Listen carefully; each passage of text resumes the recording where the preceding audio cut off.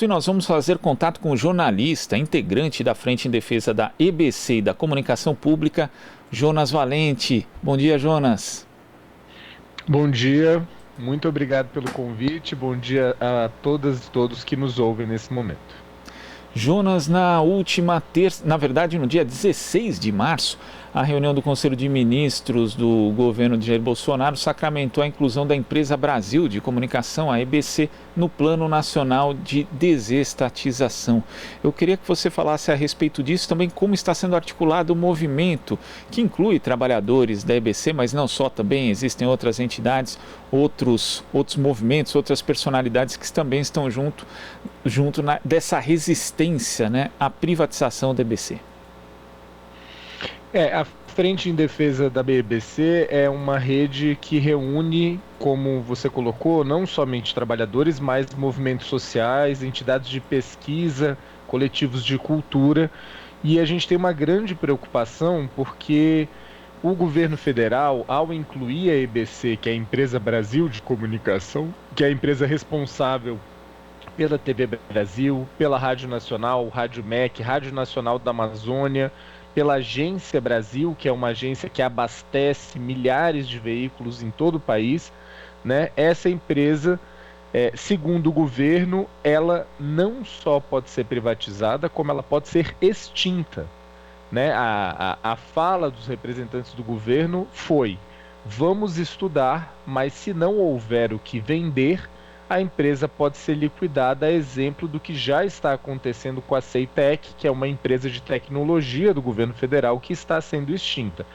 Então, como de fato a EBC tem poucas receitas próprias, né, a perspectiva é que o governo avalie que o melhor seja a sua extinção.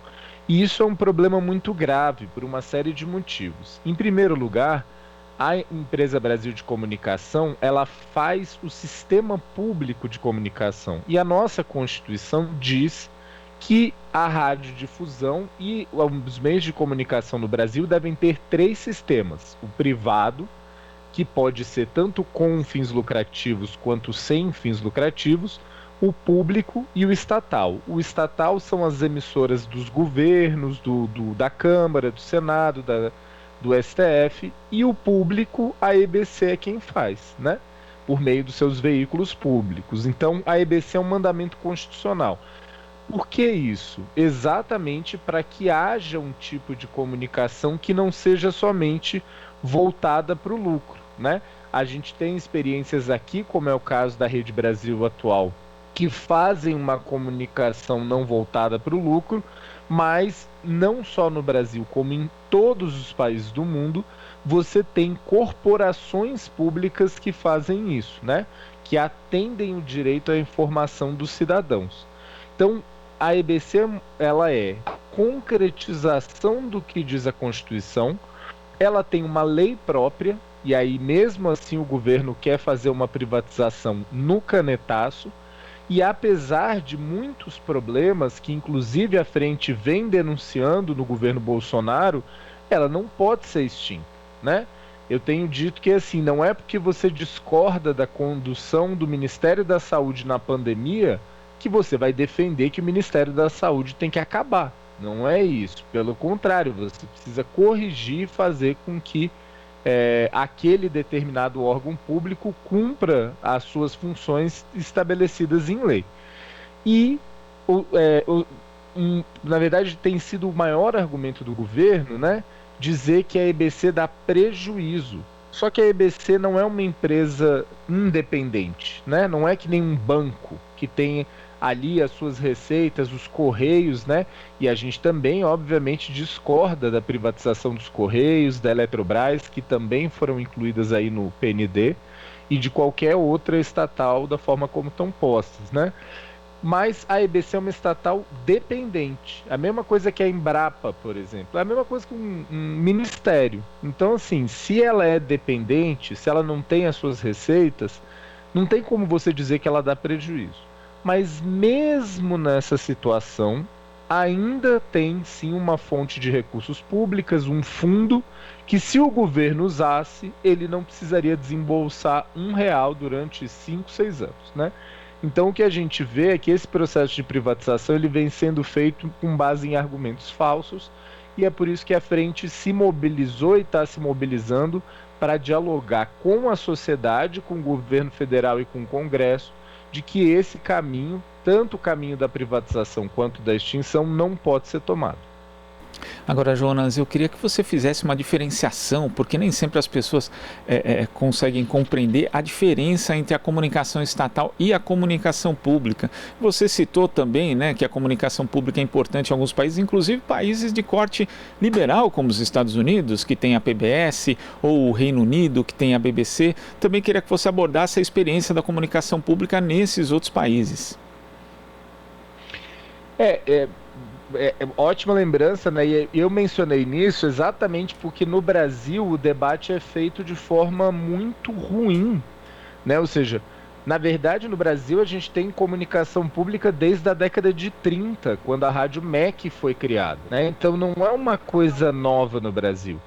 E aí o que se usa para tentar atacar a EBC é que, como ela foi criada em 2008, porque ela juntou estruturas de comunicação que já existiam, a Radiobras e a TVE, ela é uma realização do governo Lula, né? Até hoje, surrealmente, se chama a TV Brasil de TV Lula, sendo que a TV Brasil infelizmente, né, desviada da sua função, sendo aparelhada pelo governo Bolsonaro. Então, assim, nós não estamos falando de uma criação do governo Lula, nós estamos falando de uma coisa que tem história no Brasil e tem história no mundo. Como você colocou, até os Estados Unidos, que são um país ultraliberal, o Reino Unido, que é um país ultraliberal, possuem as suas estruturas de comunicação pública. A gente, em geral, lembra mais da BBC, né? Mas não é só a BBC, nós temos a RAI na Itália, a France Television na França, a RTP em Portugal, a RTVE na Espanha, a NHK no Japão. Então nós temos várias experiências de comunicação pública, porque durante o século XX entendeu-se que, para além da comunicação comercial, você precisa da comunicação pública. Qual é a diferença disso em relação à comunicação estatal? É que a comunicação estatal é aquela institucional, né? É a TV Câmara, é a TV Senado, a TV Justiça, e era o que existia até pouco tempo atrás, a NBR, né? O maior exemplo disso você tinha a TV Brasil, que era a TV pública, e a NBR, que era o canal do governo federal. Infelizmente, a gestão Bolsonaro unificou as duas, né? O que inclusive nós avaliamos que é inconstitucional, exatamente porque você tem que preservar a separação. Mas, como eu disse anteriormente, não é porque há um problema que você tem que acabar com a empresa. O que você tem que fazer é corrigir o problema. Quer dizer, não dá para simplesmente extinguir uma experiência como a EBC. E a gente tem que abordar também, Jonas, essa questão do que é a comunicação pública num país que tem uma concentração mediática tão forte como o Brasil, né, que não tem ainda uma regulação, inclusive proibindo, por exemplo, propriedade cruzada de meios, que vários outros países, de novo, países capitalistas, países de corte liberal, têm esse tipo de regulação, não tem nada a ver com comunismo ou coisa que o valha. E a EBC cumpre um papel fundamental também de fornecer conteúdo. Eu que sou jornalista, que sempre trabalhei aqui em veículos da chamada mídia independente, a gente sabe da dificuldade, por exemplo, que às vezes se tem para conseguir uma imagem.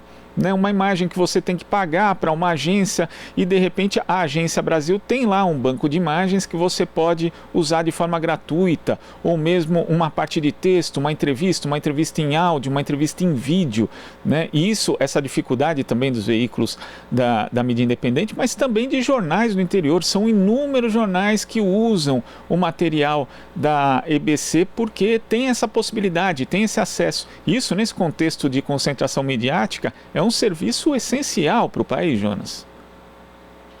O total. Acho que você traz um ponto fundamental que eu havia mencionado anteriormente, né? A EBC tem a Agência Brasil e a Rádio Agência Nacional.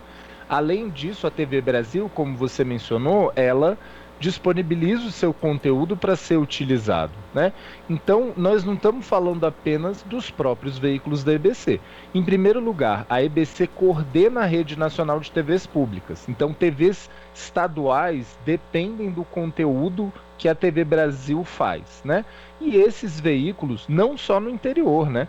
A Agência Brasil, ela é reproduzida do UOL, da Isto É, né, do valor econômico de grandes veículos de comunicação até pequenos veículos no interior, porque é muito difícil, é muito caro. Um veículo do interior não vai pagar um correspondente em Brasília, não tem a menor condição. Então a EBC presta esse serviço, e quando eu digo que o debate está sendo feito de forma muito ruim, é porque essas questões não são colocadas, né? O que a gente vê são argumentos falsos ou distorcidos e que não consideram esse papel fundamental que a empresa cumpre e que vai afetar, né? Vai afetar tanto as emissoras públicas e educativas estaduais, as TVs universitárias e todos esses veículos que precisam usar o conteúdo produzido pelos veículos da empresa. Agora, você também mencionou, Jonas, a questão do aparelhamento da EBC. Como tem sido isso? Como tem sido a rotina dos trabalhadores da empresa com essa interferência do governo, que inclusive já tinha ali alguns sinais no governo de Michel Temer, Jonas? É uma luta constante, né? Ou seja, exatamente quando a gente diz que existe uma diferença entre o sistema público e o sistema estatal, é exatamente porque o sistema público não é para ser um canal do governo federal. E, infelizmente, a gente vê uma falta de compreensão sobre isso, já vem de outros governos, né? Essa é uma luta antiga dos trabalhadores. Infelizmente, a empresa possuía um conselho curador com participação da sociedade, o que existe também no mundo inteiro. O governo de Michel Temer acabou com o conselho curador, e o que a gente tem visto foi uma ampliação muito forte do aparelhamento. Então, o que isso significa? Significa que cada vez mais os veículos da empresa colocam somente visões favoráveis às do governo. Quando colocam visões críticas, são em patamar muito menor do que tinha antes. É só olhar, por exemplo, a gente acabou de passar pelo 1º de abril, né, que é a data em que a gente lembra do golpe militar de 1964.